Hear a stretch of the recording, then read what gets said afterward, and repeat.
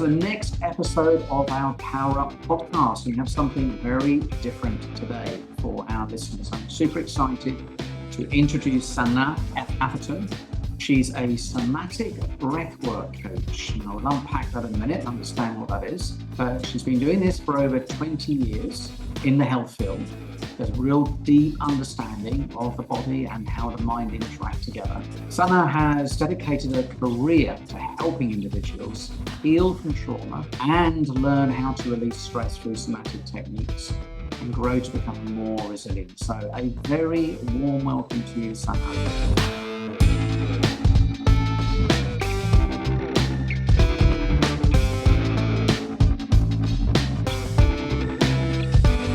Thank you, Martin. It's a real pleasure to be here, and I'm very excited for our time together. And I've been in the health field for 20 years, maybe even just more. But somatic breath coach, I've only been for a couple of years, but different body-based practices all along my fairly long career.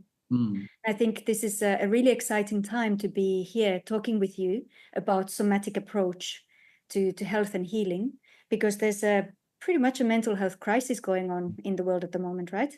Anxiety, stress, depression, burnout is pretty much an epidemic.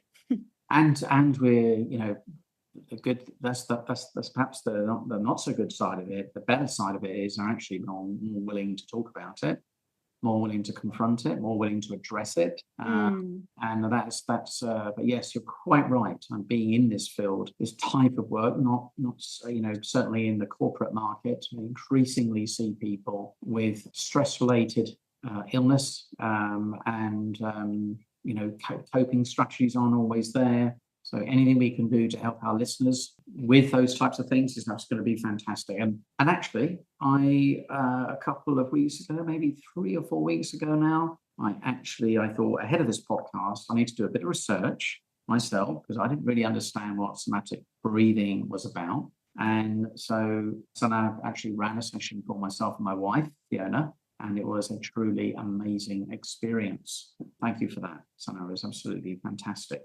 We both got different things from it. We both experienced different things, as you said we would. So it's actually good to have, as you talk about it today, to be able to sort of reflect my own personal experience as well. Absolutely.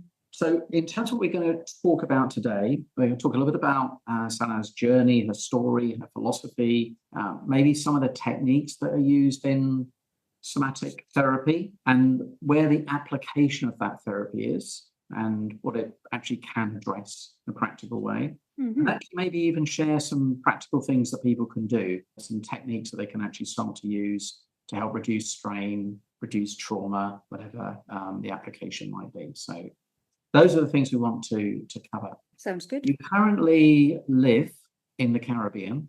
Yes, I do. Originally from Finland, is that right? That's right. And married somebody from South Africa. Yes.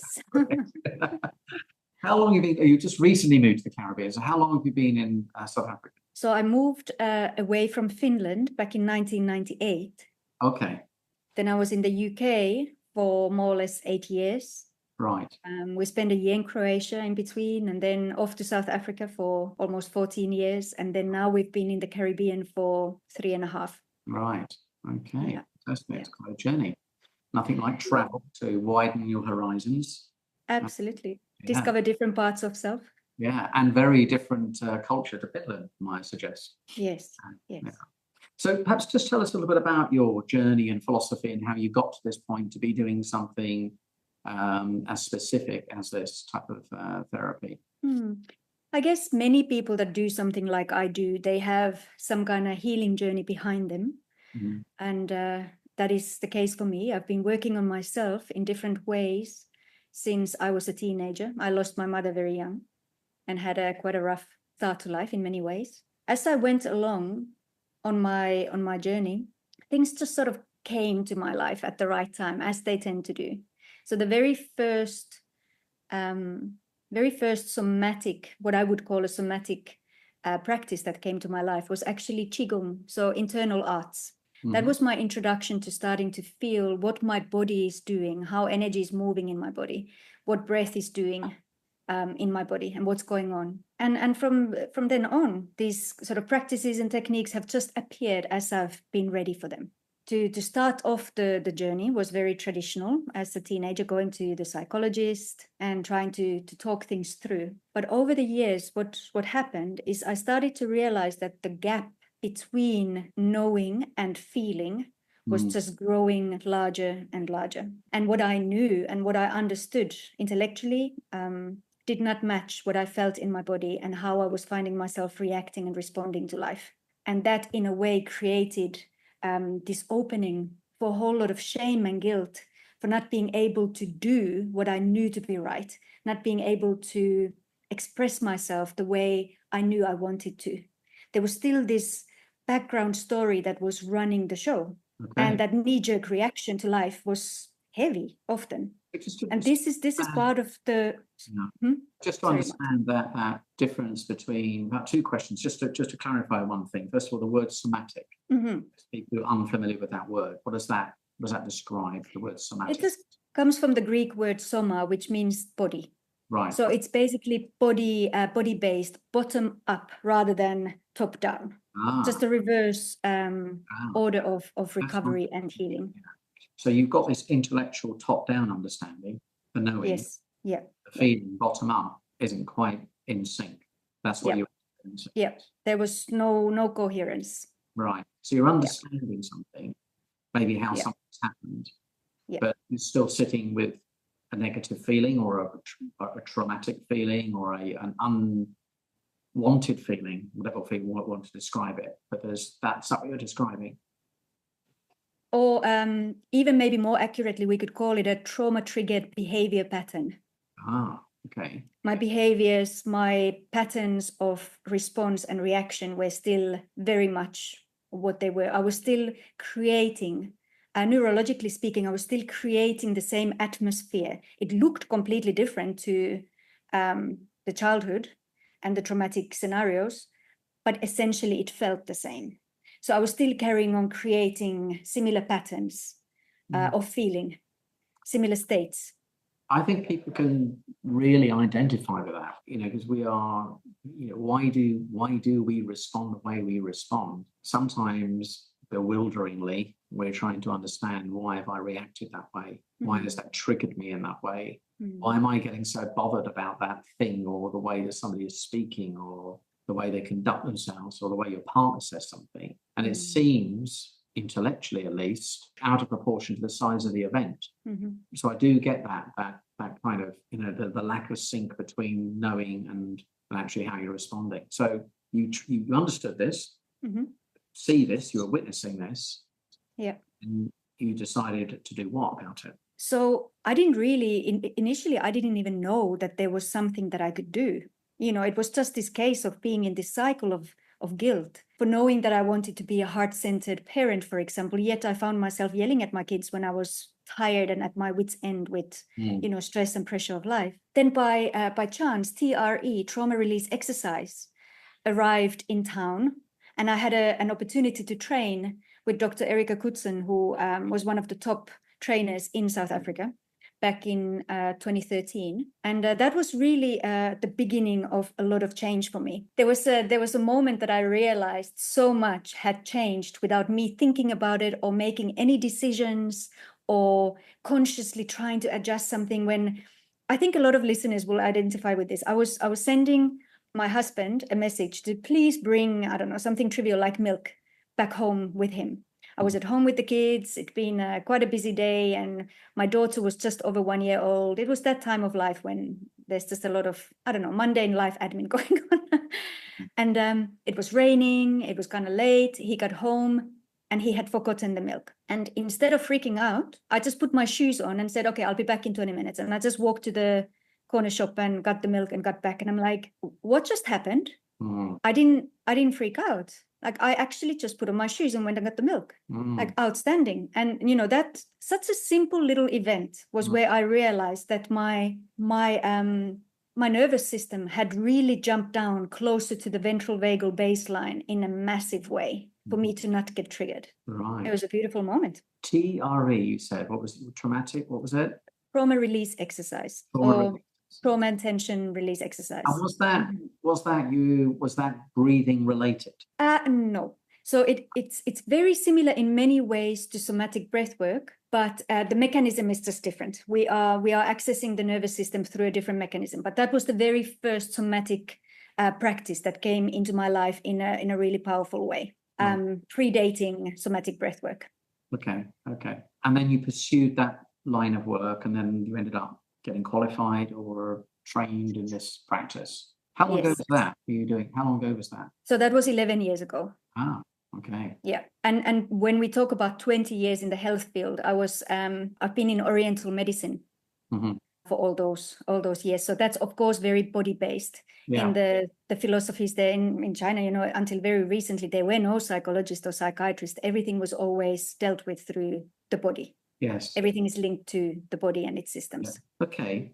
Right. So you started practicing it. Can you just tell us perhaps a little bit about what are some of the sort of techniques used, so to give people a bit of a flavour? Because there's a lot of, I think, in the last, 3 or 4 years, even the introduction of breathing techniques has become better known. Yes. Breathing, Wim Hof's breathing techniques, etc. Combined with cold water therapy and things like that. That's becoming people are becoming more aware of it, the physiological side, these types of techniques. So perhaps you could just share a little bit about what are some of the kind of techniques used. But not, because we want our listeners here to go, this is intriguing. Do I want to carry on listening to this? Is there something useful here? I don't have any traumas, or at least I don't think I've got any traumas.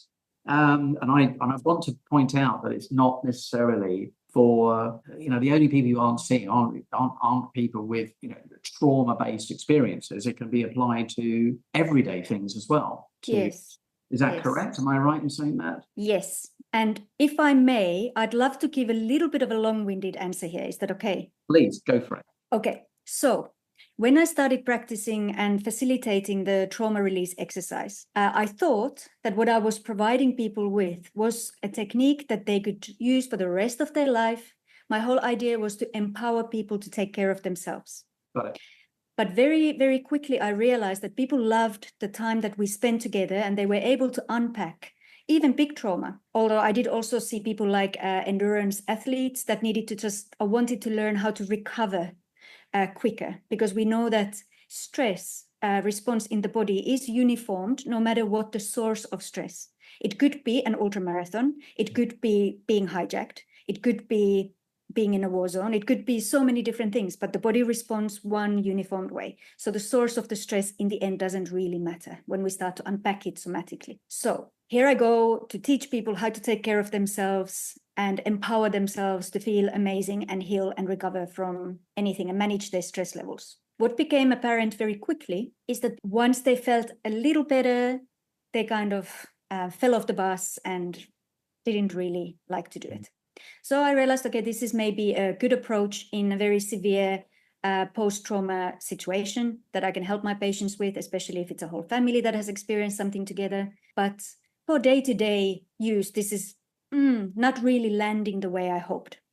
And then, luckily, breathing came into the picture.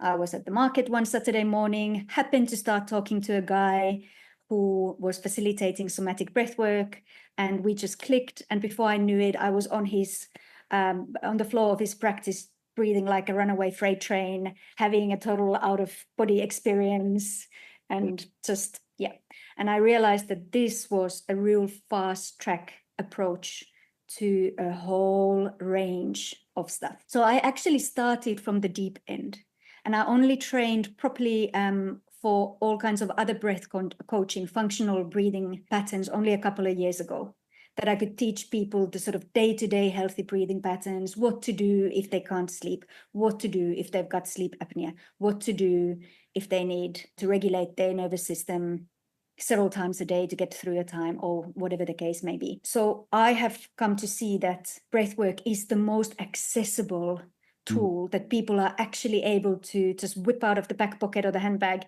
at any given time and regulate themselves fairly quickly. So as far as it comes to empowering people, this is the best thing that I have so far come across for myself and for my students. and for the people you work with. Yeah. Okay. Yeah, yeah. Maybe just talk maybe a little bit about the sort of typical. Are you working with people over 10 minutes? Is it an hour? Is it 2 hours? Is it a workshop, group, single? Kind of how does it work? How long is a piece of string? Sometimes people come to me because they want to learn how to breathe in a way to support their lung capacity. Maybe they have allergies and asthma or high blood pressure or something, and they need specific techniques to help them solve their health problems. So we can just spend an hour together and go through their specific situation, and then maybe see, let's check in about a month and see how you're going. Do we need to adjust something, or are things going well? Then I've got workshops. Then I do workshops, like 3-hour workshops on mastering your breath, where I teach people quite a nice set of tools. We could call it like, I don't know, coffee, water, and whiskey. Like, how do you wake yourself up? How do you regulate yourself? How do you calm yourself down? All the different tools for regulating your state. What healthy breathing patterns look like. So it's really giving people that set of tools that enables them to do whatever they need to do. I like the idea you saying that it's a very accessible toolkit, because it's with you all the time, and all the time you're not, then you're in trouble, right? So it's there. Yeah. And I mean, my limited knowledge of this area, doing a bit of box breathing or physiological size and those types of things, I've noticed how, when I've been taught those things, how you alluded to this just now, how it brings you back, helps you regulate your stress sympathetic nervous system down to the parasympathetic, and it brings you back very, very quickly, faster than anything else I've experienced. We have come to the conclusion in our work that we do in helping people with anxiety and worry, or before a big presentation, someone's parading around on a stage, for example, and they're rubbing their hands together, all nervous and worried. You can teach all the visualization and self-taught techniques in the world, but if their breathing is all over the place, they're pumping out, breathing high in the chest, no amount of visualization is going to work. So I completely get that idea that, first of all, get your body back in balance. A lot of therapies are based, when people think about therapy, I guess the first place you think about is talking therapy. Yeah. And one of the things I noticed about the workshop I did with you, there was no talking. There was a little introduction at the beginning, and then off we went. And went, right? My goodness me. Trip. Forget the alcohol and the drugs, guys, honestly, right? You've got everything you need to have the highest of highs. I promise you, it was pretty phenomenal experience. I wasn't expecting that experience. It was, so I'm really interested to know about that, the kind of differences between, some people might be thinking, well, how could you deal with a trauma or anxiety or worry without actually talking it through? Are you actually suggesting that people can get relief from these painful past stored experiences purely through breath work? Definitely. Absolutely. Just like if you cut yourself accidentally, you can just about watch a scab form on that cut. Your body is designed to heal. It is also designed to heal the wounds of the psyche, of the spirit, and it can do it if we just create the space and facilitate. That's quite a statement, really, when you think about what you've just said. Yeah, it's a strong statement. It is a very strong statement, and that's really, really powerful. I mean, I would think anyone listening to this who perishes the thought of going to a therapist and having to talk through something, this is going to be very attractive to them, right? Because they don't have to actually talk about it as such. So can you perhaps, I don't know if you can, obviously, I always have this belief, like with any kind of therapy or technique or idea or strategy for personal development, we always start with this premise: don't believe anything I say. You need to believe it yourself. And the only way you believe it yourself is actually by doing it. But in the absence of not being able to do a full session right now and prove to people what you've just said, could you go some way at least to sort of substantiate how does it really work? And Sanna, when we're not actually talking something through, yet the body, through breath work, is actually healing these things that have happened in the past. I would love to bring 2 stories to this. Okay. So our nervous system is very much the same mammals, all mammals in the world, we have the same kind of nervous system, and it's structured the same way. So what's been shown to be true to, let's say, an antelope that manages to escape from a lion, they find a safe place, they tremor, they shake, they process physically that incredible threat that they just experienced and survived. And then they go on eating grass, doing whatever antelopes do, completely relaxed, happy. Now, a human that goes through something stressful and threatening like that, if it's not processed, will pretty much be hiding in the bushes, wondering where the next lion is going to come from, right? So this old saying about if it doesn't kill you, it makes you stronger, it is based on a real thing, because science also shows that that antelope is more likely to escape next time again. It becomes a stronger, more evolved antelope after that survival. And that is supposed to be the case for us too. But if we don't complete the stress cycle, if we don't process the energy that was released in the body in a moment of fight or flight or even freeze, then it gets locked into our body, and it doesn't make us strong. It makes us more tight and less flexible, less capable of responding, actually. So a real life story, a lady called Sherry, as a teenager, she was kidnapped at knife point, taken to an apartment, locked in, forced at knife point to do terrible things, unthinkable things. She survived and proceeded to live in her apartment for decades, behind a row of locks on her door, unable to have any resemblance of life, actually. Just terrified every second of her life. That's it. She did one somatic breathwork journey. During the journey, was able to find forgiveness to her kidnapper, spontaneously arising from her. And from that day on, she had a life again. She was able to start living. It's incredible. Not having to lock herself in her apartment anymore. One session. It's amazing. It's very difficult to understand how. It's very difficult to quantify how, or very much scientifically explain what happens in the body for this to be possible. But we are designed to live, to thrive, to be healthy. Every single function in the body is towards healing and thriving. There is no self-destruct program, actually. So when we support the body in its healing, that's the direction it's going to go. Fascinating. I'm just trying to remember the name of the author of You Are the Placebo. Do you know that book? Dr. Joe Dispenza. Right. It just reminded me exactly. When I was reading his book, so much, it's really echoing what you're talking about here, because so much of what he is saying is that it's a physiological thing. If you work on the body is like the memory. It's stored.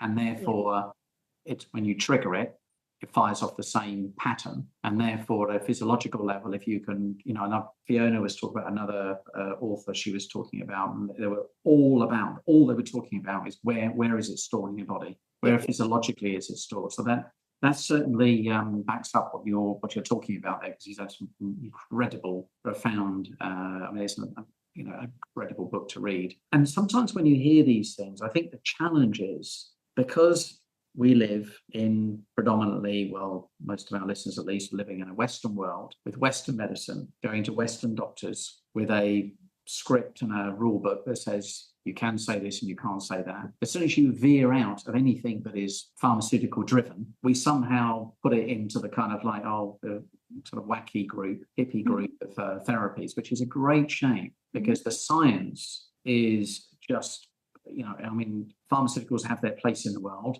obviously, and they save lives, etc.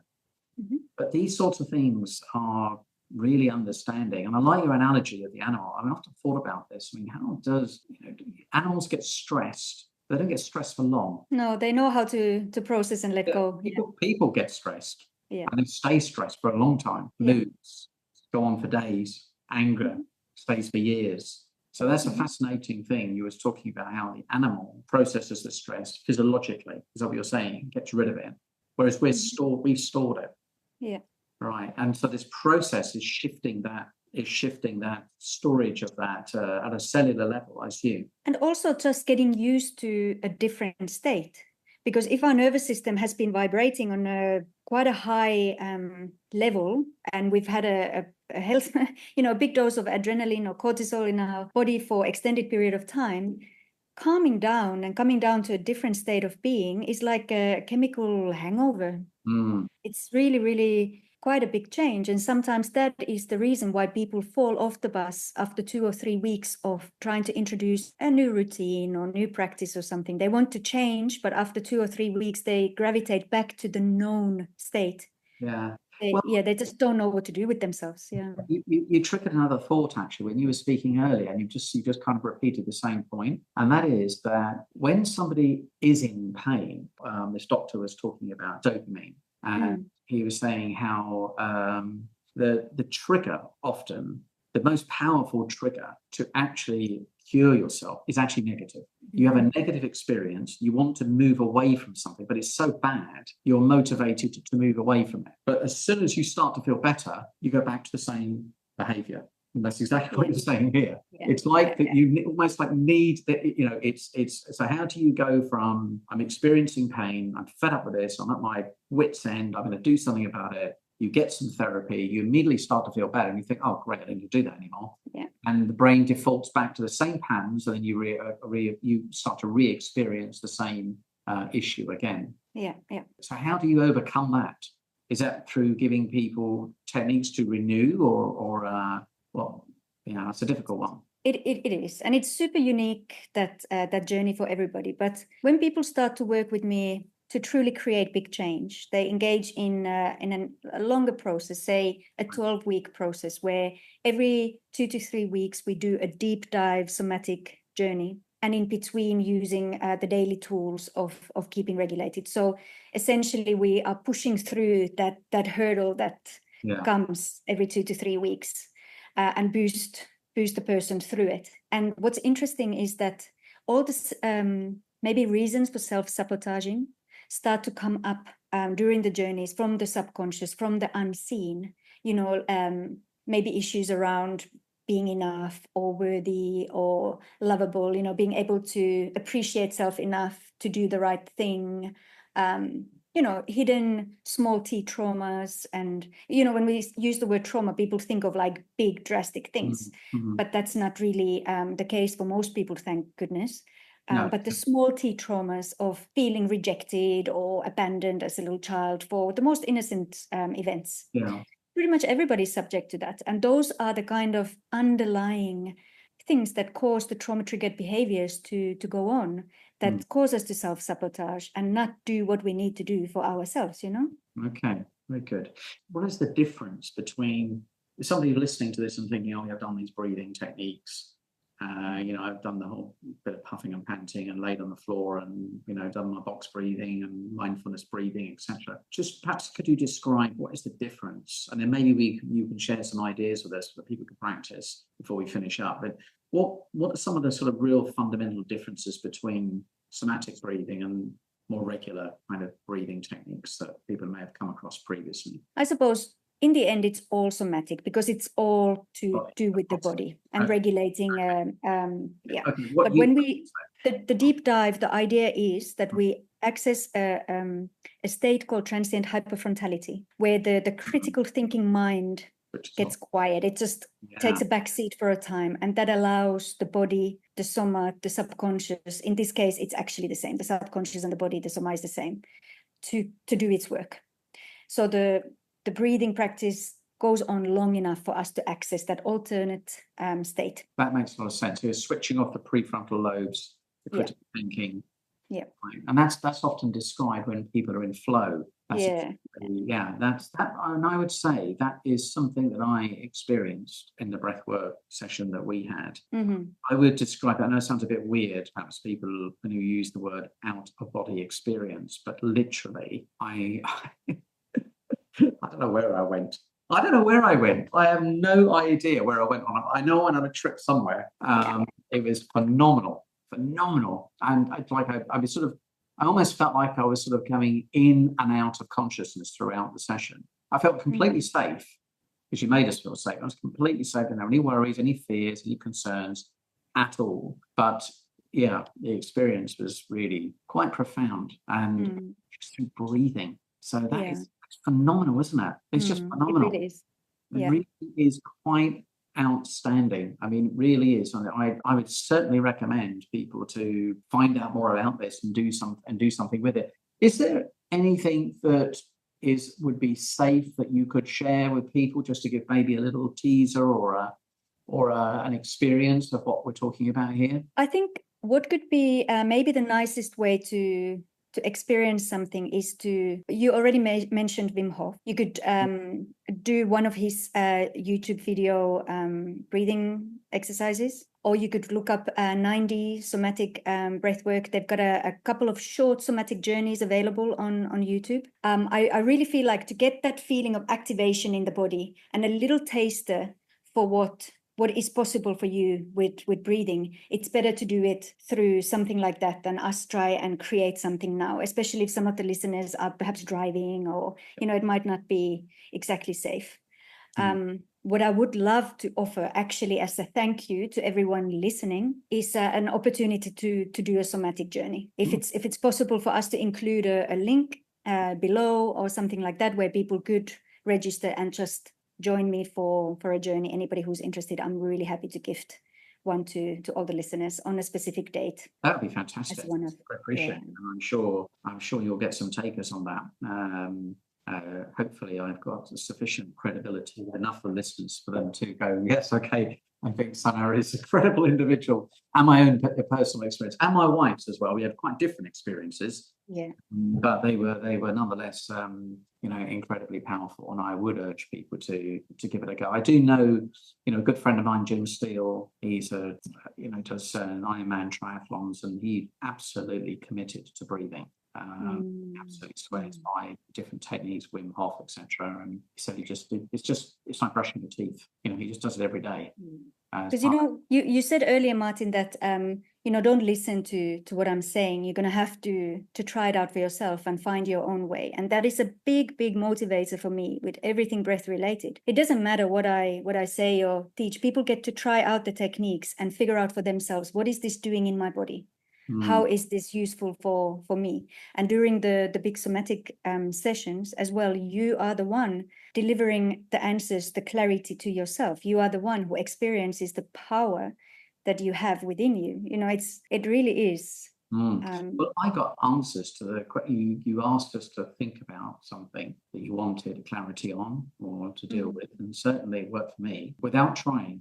And I wouldn't say it was just on that occasion either. It came after. So, the clarity and the answers came. And, other things as well, as you were going through the journey, because I think your critical thinking is switched off and you're in this meditative kind of altered state of consciousness. It reminds me of some of the very early training I did around hypnotherapy. And hypnotherapy is all about getting rid of your conscious mind. And then when you speak directly to the unconscious mind, amazing things happen. Phobia cures can happen in minutes.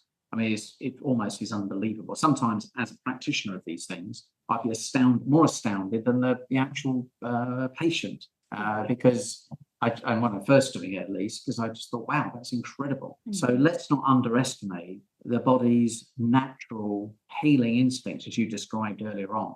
I think what you're doing, if I'm right in saying, is you're almost like facilitating what is already there to do the healing. And actually, similarly to what you referred to now with hypnotherapy, during these deep dives, somatic breathwork, the brain slows down to theta brainwave state, which is an open state, so that we can hear ourselves loud and clear. And I will say that my own personal experience is the idea of breathing at a fairly rapid rate, because that's what we were kind of doing in the workshop. The fact that I would be doing that for, I don't know how long, what was it, 40 minutes, an hour? 45 minutes to an hour. It seems quite a daunting thing at the beginning to think you would actually even be able to maintain that level of breathing. Because we're not talking about, slow, long, elongated breaths. We're talking about you're putting some energy into this. Yeah, the emphasis is on the word. The breath. This is work. Honestly, this is. If any of the guys are out there thinking, "Oh, this is all a bit sort of more mellow, chilled out." Right. Welcome to a proper workshop. To a workout. I mean, welcome to a workout. Strap yourself in. I mean, you are in for some ride. You're going to have to put some effort and energy in here for it to work. So it's not sit on a mountain, you're cross-legged and, No fluff. doing chants. Honestly, it's not like that at all. So some But of the, we know that anything worth really while something requires a lot of hard work. it does. So whether you're into your ice baths or marathon running or whatever it is, when we want big results, we put in effort. Yeah. So I'm just sort of thinking about some of the people that listen to this podcast, particularly the sort of heavy duty executives who might be less inclined to be open to this sort of thing. Think it's a little bit sort of namby-pamby. Is it really going to get me a result? Well, if you're looking for something that is going to shift something, and you're prepared to put some effort and energy in without having to tell the therapist your entire life story, because you don't have to do that at all. This is absolutely brilliant for you. I mean, it's you will come out with some form of experience. Let me assure you, that is for sure. Okay, so who is it for? Who is it not for? So who is this for? This is for anyone that is ready to up their game, is ready to become more themselves, because this is what it's going to do. This is a massive boost towards you being authentically and fully yourself. It just strips away a whole lot of BS and conditioned patterns. So it's almost like a 10xing yourself sort of story. Wow. Who is this not for? Anybody who is currently pregnant, congratulations, but sit it out until baby is safely in this world. Anybody who has too soon, do we? Yeah. Right. Yeah. Also, people that are maybe undergoing treatment with really, really heavy medication for a psychiatric condition. I'd check in with a physician. Recent surgery, maybe some really serious heart, lung conditions, history of aneurysms, things like that. So we're talking about quite severe restrictions. Yeah. So for most people, 100% safe and effective. Yeah. There was actually a study done over 12-year period on 11,000 patients in a mental health system, and not one single adverse event in the whole 12 years. So super, super safe practice. And expertly guided by you. You're very compassionate, very empathic, and a really good guide as well. And I know because runs deep with you, and you're very authentic with it as well. And I think people will find themselves in safe hands. As they could choose to do with you, they could choose to do with other people. You can do it online with them. We did it online together. You were in a carriage.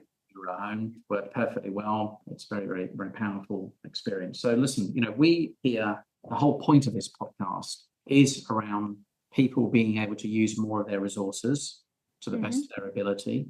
That's what we're here for. And we try and sort and look for any strategies that are personal development, that are authentic, that when applied will produce lasting results. And so I think this is a really good exercise for people to understand more about, because I think there's a lot of mystery around it. And demystifying it, experiencing it for yourself in a safe way. So I really would recommend that people find out more about it, whenever way you decide to do that. When people come to you initially, what are some of the sort of common concerns or fears that people may have? Just in case anybody is sort of thinking, okay, but what would be some of the common things that people might be concerned about in doing something like this? People's most common concern is actually just that it's not going to happen for them. Right. My body is not going to do this. My mind is not going to step aside. Right. It's not going to work. But the way we are wired, it's going to work. It's, we are all put together the same way. There is no escaping it. If you're going to breathe that deep, you're going to go that deep. That's it. But at the same time, people, rather than a concern, what people find reassuring, maybe they've been thinking about, okay, I just really need something to change. I'm going to go off into the jungle and work with a shaman, go for some plant medicine. I just need a different way of thinking to happen for me. But then they're a little bit worried about being at it for hours on end. Maybe the puking in the bucket kind of puts some people off. Whereas with breathwork, you are 100% in charge the whole time. So should you be confronted by something that you are not ready for, you don't want to be dealing with today, you want to put it back on the shelf for another day, you've got the option to do that. You can tap on the brakes, take a few reset breaths anytime, which creates a whole lot of safety actually for people. Or you can choose to hit the gas and go for it. But nevertheless, you are in control. Yes, I remember you guiding us through that particular point and hitting the brakes if you want to hit the brakes. How incredibly powerful that you learn. I mean, the world needs people like you to go and practice these things, that practice them to the point where you can genuinely guide others. So the work you're doing is absolutely fantastic, and may you can long continue to do it, and may other people engage with it. I know some of the things we've said might sound a little bit, wow, really? Is that the truth? Is that really? Can you go that far? Well, yes, you can. Yes. And the fact that the body is doing it itself, just find really amazing. I certainly, for one, will certainly be having another session, because I just there's more there. That the fact that the body is doing the work for you is absolutely incredible. So yeah, and we're blessed at the moment to have access to this completely cutting edge way of doing it. Yeah. The founder of 90 Breathwork, Brian Kelly, really put something amazing together, because the soundtrack that you were listening to in the session was tuned into 432 hertz music, had binaural beats, different frequencies layered into it, which just adds another layer. That combined with my coaching and your breathing is just the bomb. Yeah. Absolutely amazing. So in this section of the podcast, in this episode, Sanna is going to talk a little bit about where she uses some of the tools that she's mentioned. And then we're going to do a demonstration where Sanna will talk me through some of the exercise that she uses. And you can follow along as long as it's safe to do so. Okay, so Sanna, yeah, the tools that you've mentioned, obviously there's several. Do you want to just sort of run through where it is you use them and how you use them in your work? Sure, certainly. So Qigong, I believe, was the first one, internal arts. This is for people that are wanting to include more like a movement meditation to their everyday life that helps them increase internal strength, so that you can find that anchoring and grounding inside of yourself and increase internal strength. That's actually enough said. Then TRE, the trauma release exercise, is favored by people that have had either, a family unit had a traumatic experience, rehabilitation from a physical injury. Endurance sports people like to learn the technique for quick recovery from their exertions. So this is a very physical exercise that people that are that way inclined are really enjoying using. And then the somatic breathwork and functional breathwork. This is for everybody. I pretty much teach breathing techniques to everybody, because we are breathing all the time, so we might as well do it consciously. We have 17,000 opportunities every day to do something a little better for ourselves, to enhance our health and well-being.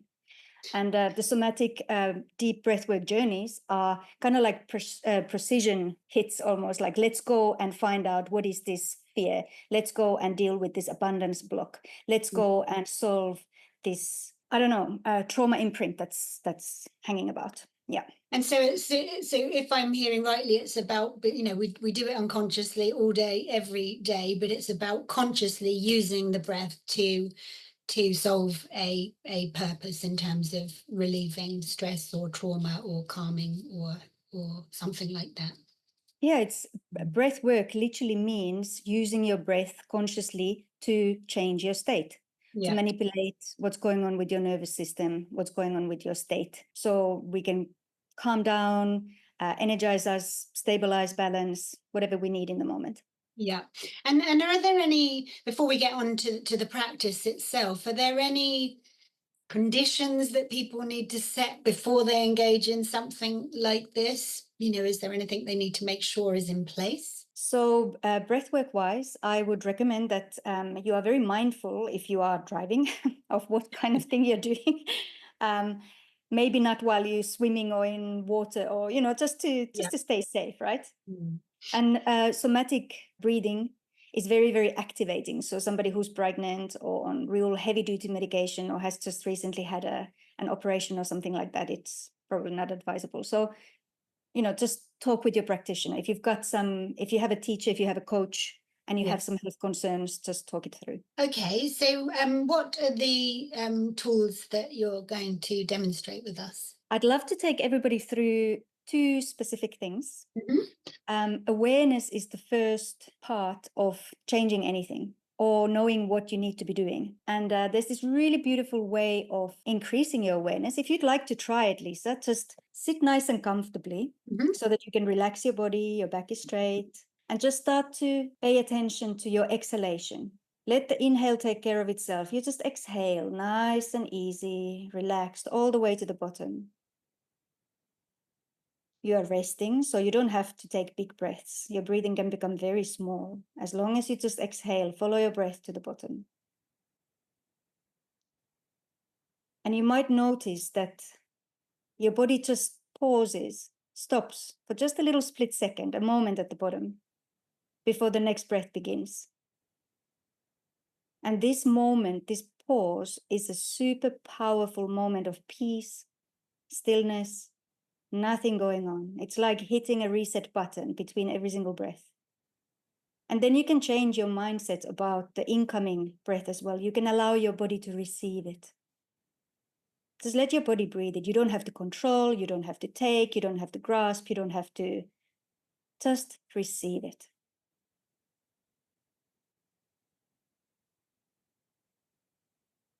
I think quite quickly you can feel like something is just shifting a little. Yeah, it feels, well, when you get to the bottom, is sort of, there was a bit of like, oh, I need to breathe in again now. And also a bit of sort of tingling, you know, just on my skin. Okay.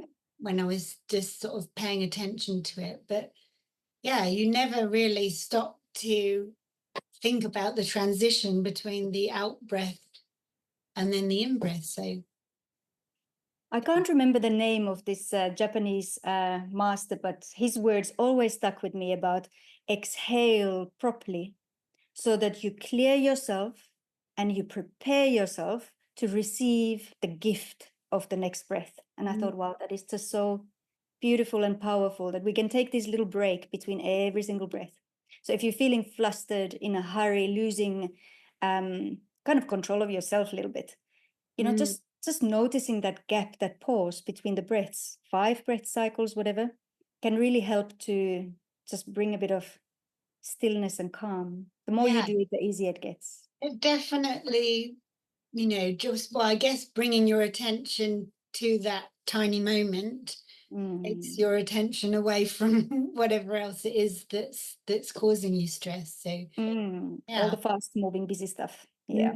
And you know, if somebody's listening to this thinking that you know, I've tried to do that and I can never seem to get it right, is there a right? They can't be a right or wrong, really, can there? Because you're breathing. You're just breathing and trying to become aware of that little pause. And when you slow your breathing down and exhale properly, eventually that pause does emerge. And you know, try it out when you're super relaxed and calm, and get used to it and make friends with that pause, so that when you are in a crazy situation, it's easier to get there. No, I like that. That's very quick and practical. And you're saying that just 5 or so breaths will be enough to create that calm. That's true for me. I suppose everybody will have to try it out for size.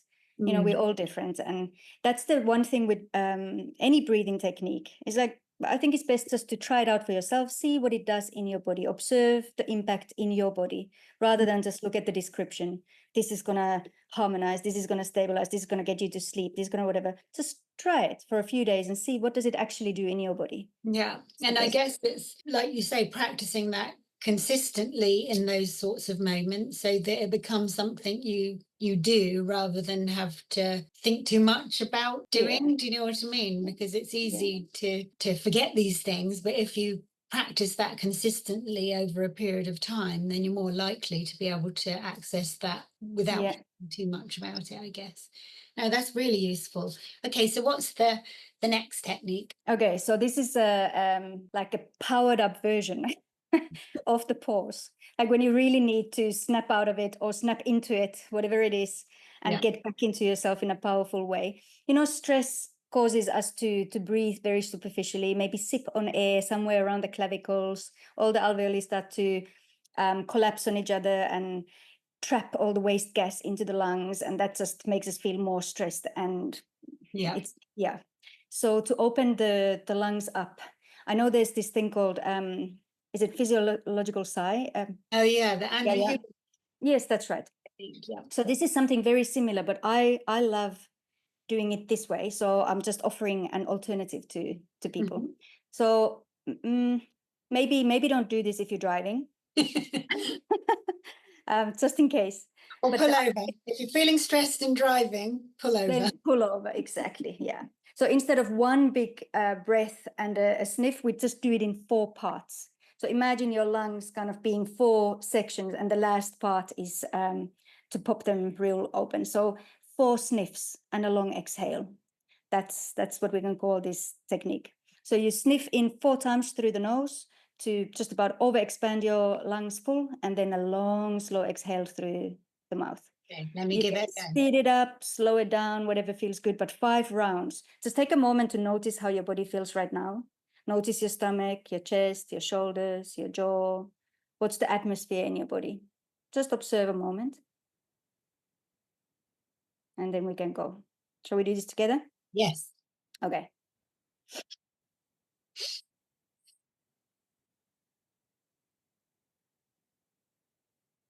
Good. Keep going. 4 sniffs.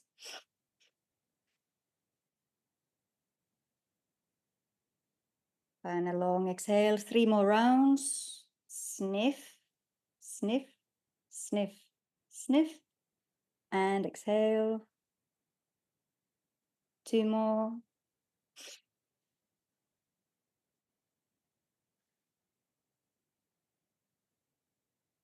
Last one.